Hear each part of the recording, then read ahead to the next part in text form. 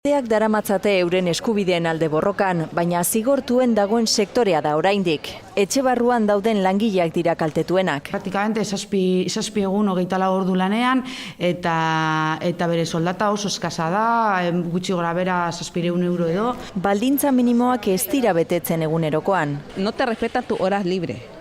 Ya, quieren que la persona esté de paso a las 24 horas. 10 etxeko langiletik 8 ez daude gizarte segurantzan alta emanda. Kontratazioak behar bezala egiteko lanbidek esku hartzen ez duela salatu dute eta ikuskapen nahikorik ez dagoela. Eta agentzia eta enpresa gehienek langileak esplotatu eta engainatu egiten dituzte, eta haien kontura aberasten dira. Sektorea erregulatzeko bitartekaritza egiten duten elkartek eta beste eragile batzuek akordioa egin dute sektoreak bete beharko lituzken gutxieneko baldintzak ezarriz.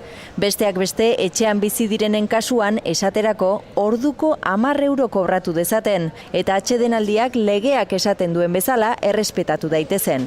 Azken finean, etxeko langileak beste edozein sektorerekin parekatzea eskatzen dute. Fijar por lo menos unos mínimos que fijen unas condiciones de mínima dignidad para las personas que se contratan. Duintasun egoeran lan egitea alegia.